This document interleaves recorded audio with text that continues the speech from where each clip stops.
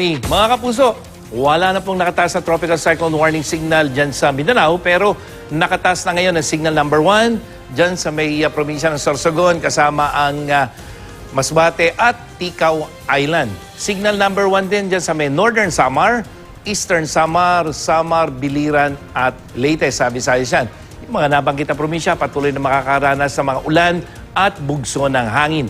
Huling namata ng pag-asa ang sentro ng bagyo sa layo lamang 40 kilometers dyan sa may north-northeast o hilagang silangan ng Giwan, Eastern Samar.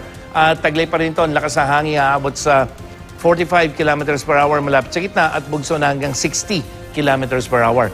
Kumikilos ito pa hilaga o northward sa bilis naman na 10 kilometers per hour. At mga kapuso, 2 beses na po naglandfall o tumama yung sentro ng bagyo dyan sa kalupaan. Una itong tumama dyan sa may Siargao Island kagabihan at sumunod dyan sa may Salcedo, Eastern Samar, kanina namang alas 7 ng umaga. At kung titingnan natin yung latest forecast track ng pag-asa, mula dito sa may karagatan o dyan sa may silangan ng Eastern Samar, kikilos ito pahilaga pero muling kikilos ito pa kaliwa o papunta sa west, papalapit naman dyan sa may Masbate. Kaya babantayan natin mga kapuso kung ganyan yung magiging takbo talaga nitong binabantayan nating bagyo. Pero patuloy itong magpapaulan sa malaking bahagi ng bansa. Dito sa datos ng Metro Weather sa Mindanao, dahil sa paglayo ng bagyo, medyo nawala yung mga malalakas na ulan, lalong-lalo na dito sa Caraga. Pero ngayong hapon, mga kapuso, malaking bahagi ng Mindanao makakaranas ng ulan, pero yan ay dulot na ng mga thunderstorm o yung pagkulog, pagkidlat. Sa Visayas, tuloy-tuloy ang malalakas na pag-ulan dito sa may eastern section. Yan yung Samar, Leyte provinces.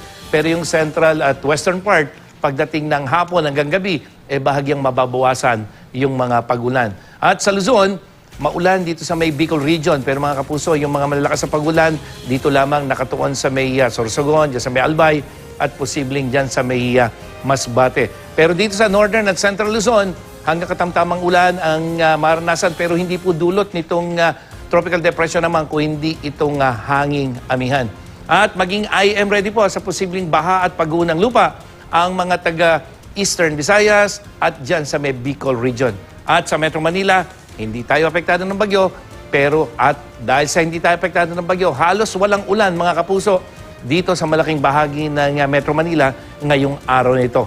Bukod sa mga lugar kung saan nakataas ang signal number 1, yung nakikita niyong kulay violet na yan, o pink, delikado rin pumalaot ang mga maliliit na sakyang pandagat. Diyan naman sa mga baybayin ng Northern Luzon, yan yung Ilocos Region, hanggang dyan sa may Cagayan Valley, dyan sa may Aurora, Quezon, kasama na ang Southern Luzon o Bicol Region, at sa may Visayas, hanggang dyan sa may Dinagat Island sa Mindanao, kasama na ang Surigao del Norte. Mang Tani, posible bang lumakas pa yung bagyong Amang? Well, kung titingnan natin, Connie, yung ating wind map, mababa na yung chansang lalo pang lumakas ito. Unang-una, tumatama yan dyan sa kalupaan at kapag ang bagyo, Connie, tumama sa lupa, nawawala yung pinagkukunan niya ng enerhiya na kung saan yun yung tubig. At pangalawa, dahil medyo yung friction ng lupa nakaka-apekto sa kanyang sirkulasyon. So, ngayon, Connie, mababa ang tsansa na maging o lumakas pa itong bagyo. Pero, yun ang ulitin natin, Connie, kahit po mahina itong bagyong to, yung ulan sa Bicol Region, ulan dyan sa may Eastern Visayas, ang dapat na paghandaan. Kaya dapat maging IM ready yung mga kapuso natin dyan doon sa flash flood at landslide. At yan ang latest mula sa GMA Weather. Ako po si Nathaniel Cruz, magplano para sigurado. I am ready. Serbisyong totoo ng GMA News.